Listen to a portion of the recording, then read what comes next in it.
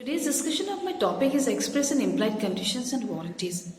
But before going to start with my topic, one request is to you, all of you. You must watch this video till the end, and if you are not watching it, if it is a half knowledge, will be very dangerous in law. Because each and every terms and terminologies are very important.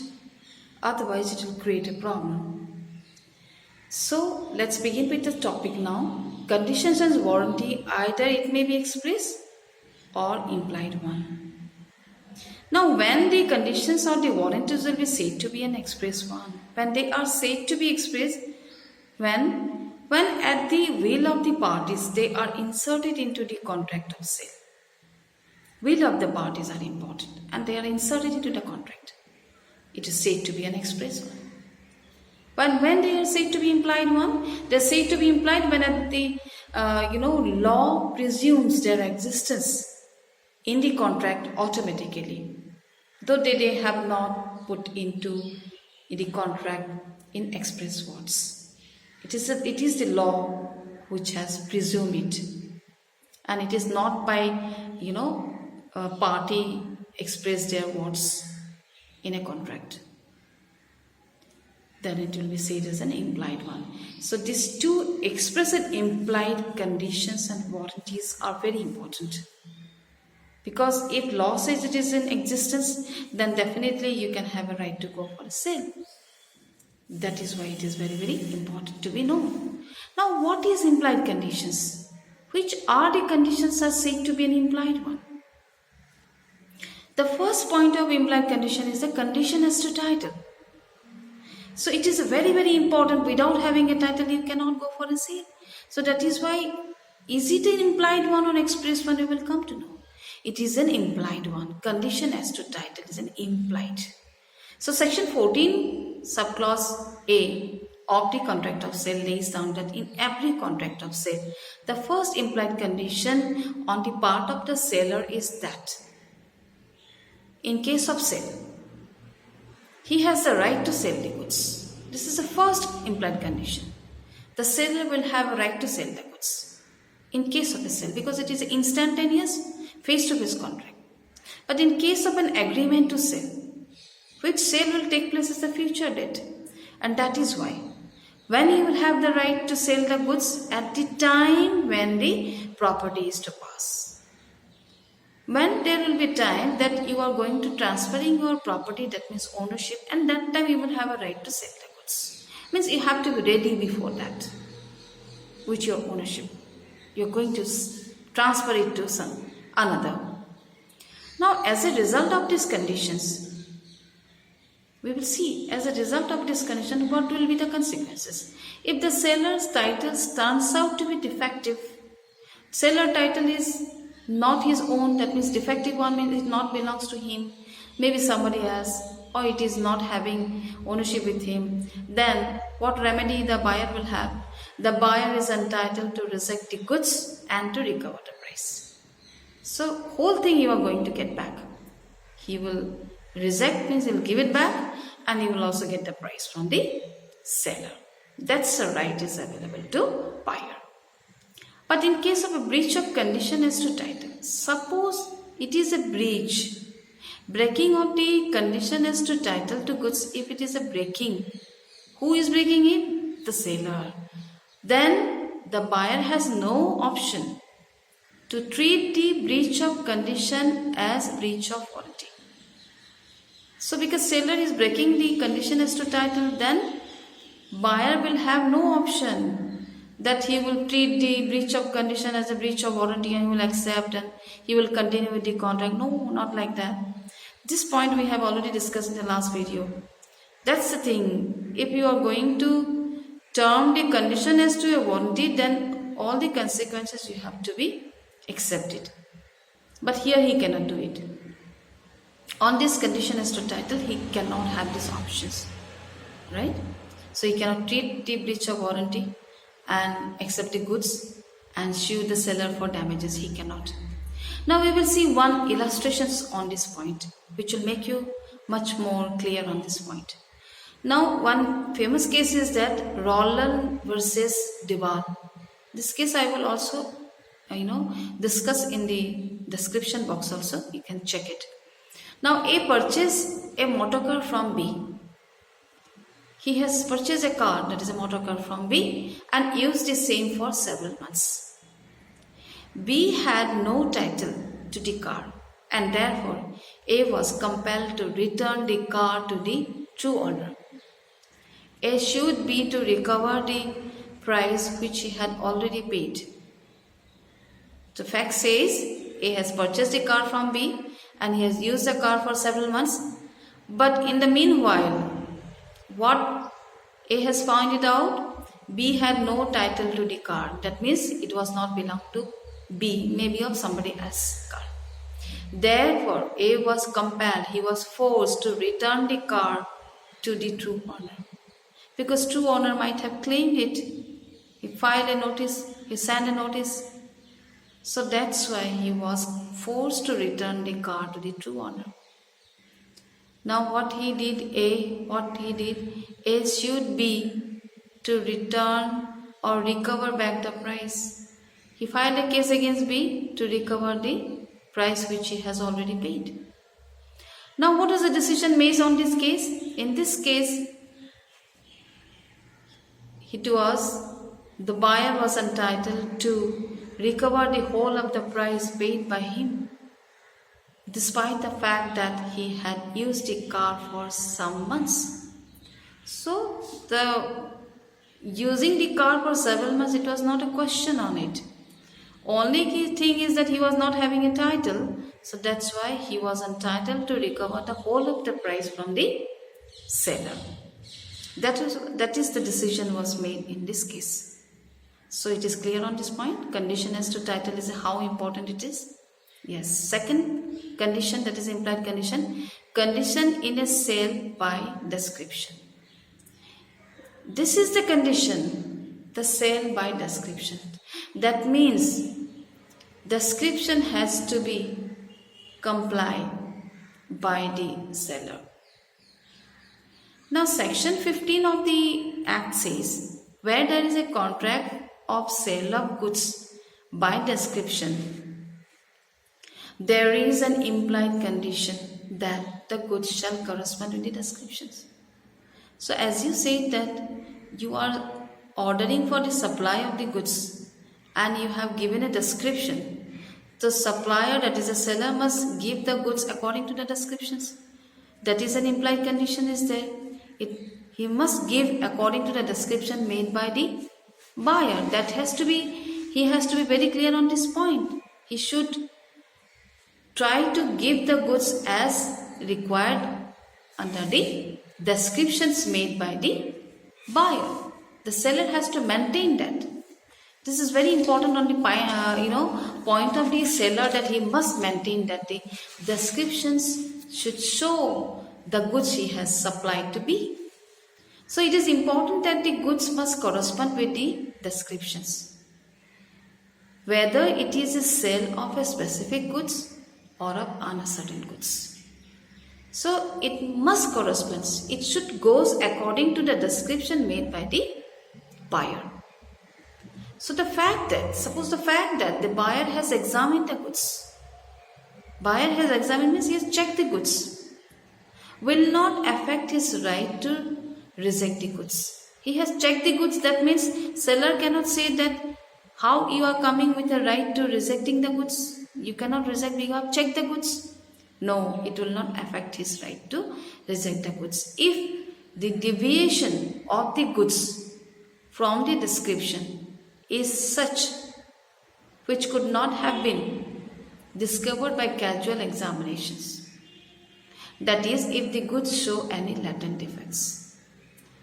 So they said if the deviations of the goods from the description, that means the goods has slightly deviate, slightly different from the description, and is such, and that is the deviation was such that could not have been discovered by casual examinations. That the difference he could not be make out by examining it. That means why he could not make out? Buyer, why he had could not? Because he checked the goods. That whatever the supplied came to him, he has checked the goods. He wanted to see it whether which I have described it is according to my description or not. He have checked it. But even though sometimes it may happen, that is, if the goods show any latent defects. If suppose in that goods there is a latent defects, there is some hidden defects are there, how can you say that you can examine the goods? You cannot. So that is very important to notice that if you could not make it out or discovered it by the examinations, then how can you say that it is according to the descriptions? You cannot. Now you go for one illustrations on this point, where there was a contract for the supply of new car. It is a contract of sale for the new car, and one of the cars supplied having already run a considerable mileage was not new. So there was a breach of condition on the part of the seller, and the buyer was entitled to reject the car. Now there was a contract for the sale. The supply has to be made of a new car. But one of the cars supplied, which was supplied, having already run a considerable mileage.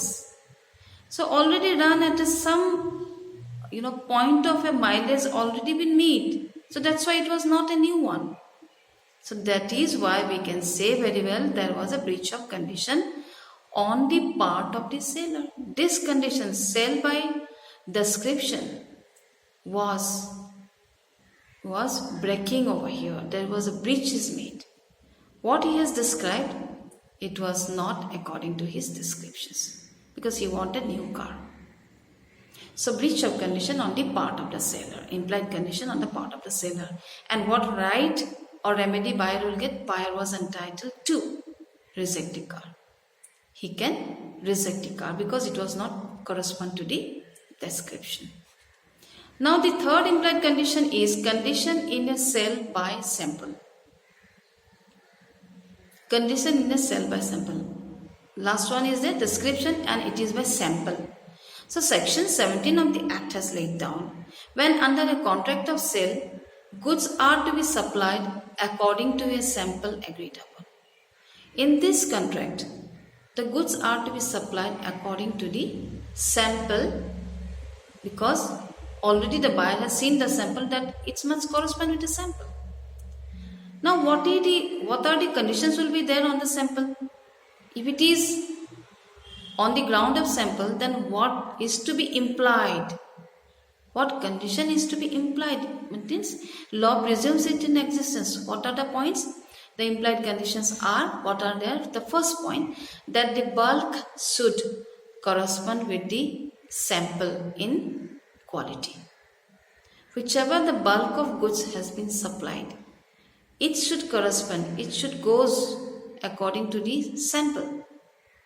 That sample, why we wanted to have the sample in advance before going to supply or before going to order for the supply?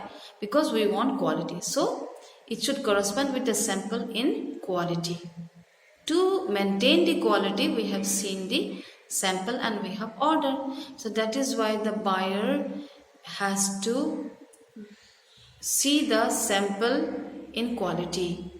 So bulk is according to the sample or not, the buyer has to check. And that much, that condition is very bound to be there in a sale by sample. The second condition is the buyer shall have a reasonable opportunity of comparing the bulk with the sample. So seller must give an opportunity also. Reasonably, we always give it to every buyer. He should give it. That of comparison should be made by the buyer with the bulk or the sample. So bulk is correspond with the sample or not. So this opportunity should be given to the buyer to check it. And third condition is, implied condition has to be there, that the goods shall be free from any defect, rendering them immarketable, which would not be apparent on reasonable examination of the sample. Now, the third condition is an important one, that is what is said, the goods shall be free from any latent defects. Now, what is the goods shall be free from the defect? And it should not have any defects, because if defects is there, then how it can be said marketable? It is not marketable. So that is why it should be free from any defect which rendering them immarketable, which would not have been apparent on reasonable examinations of the sample. Because that is, even if you get the chance of reasonable opportunity is given to examine the goods, but that was not possible to, make it out, because it is what defect is there, which defect is a latent one, and that could not be reasonably you can examine it. That's why this implied condition must be complied by the seller, and because the law says it is presumed to be in existence, so seller has to maintain this implied conditions, and then buyer can have the opportunity to purchase the goods from the seller. Otherwise, how he will order? He cannot order. So in other words, in this point, there should not be any defect in the goods. There should not have any defects in the goods. But defective goods, can you sell it? Because defective goods is not going to be a marketable one. If the defect is a patent one, that is easily discoverable. The defects, if it is there also, the buyer can see it visibly. Visibility is there. By the bare eyes, you can see it, the defect. Then it is different things. By exercise of ordinary care. And the buyer takes delivery after inspection. There is no breach of implied conditions, and the buyer has no remedy. So in this otherwise, we said there should not be any defect in the goods. We should not have any defects in the goods, because if the defect is a patent one, means defect you can see it by bare eyes also. So that is easily discoverable by the exercise of ordinary care. If you open the goods, you can very well see it, is any defect or not. The buyer takes the delivery after inspections. So he inspected the goods with the bare eyes. Ordinarily taking care of it, he has inspected the goods. There is no breach of implied conditions. Then there will not be having any breach of the implied conditions. And the buyer will not have any remedy on it. On this point, he will not get any remedy, because he inspected the goods. After that, he has purchased, or he has takes the delivery of the goods.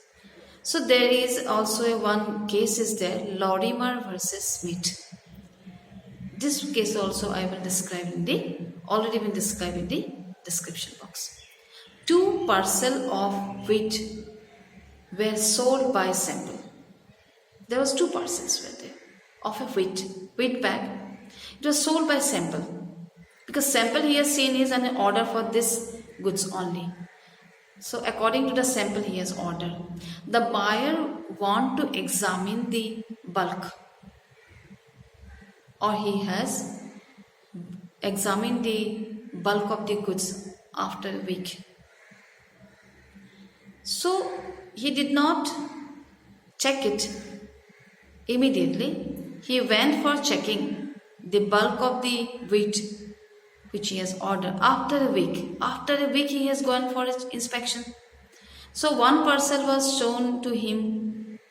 One of the parcel he has shown to him, but the seller refused to show the other parcel. He did not show the other parcel, which was not there in the warehouse. That was not in the warehouse. So in this case, it was held that the buyer was entitled to rescind the contract. So here the law has given a decision. The court had decided that the buyer will, in these circumstances, he can have a right to cancel the goods or reject the goods. Because why?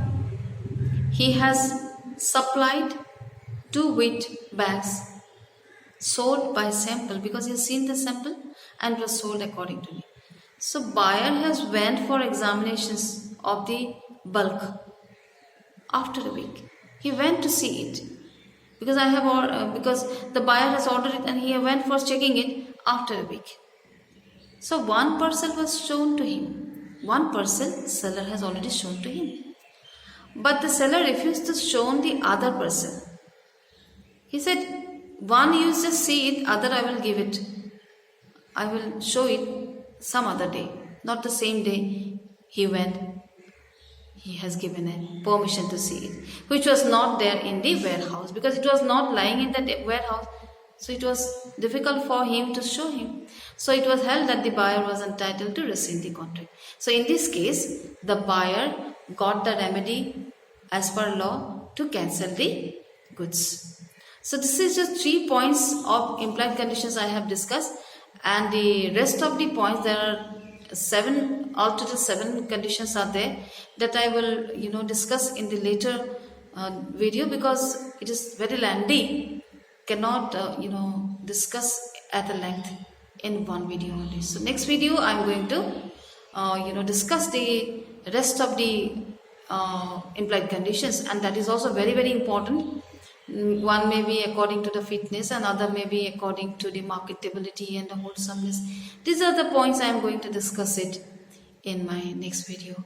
So till then, you watch this video at the end, and don't go for an halfway watching this video. And this is my request once again, because which will create a problem for you to write in the examinations also. So till then, this is my end of the sessions today, and next video I'm definitely going to discuss the rest of the implied conditions, which is also very, very important in the contract of sale of goods act, and from your examinations point of view also.